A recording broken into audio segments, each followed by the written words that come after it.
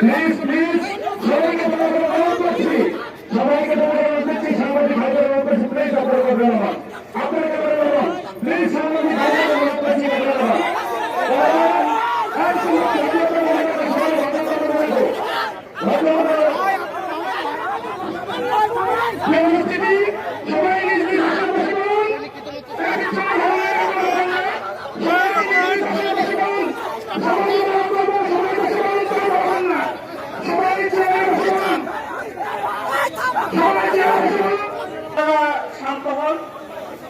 শান্ত হন।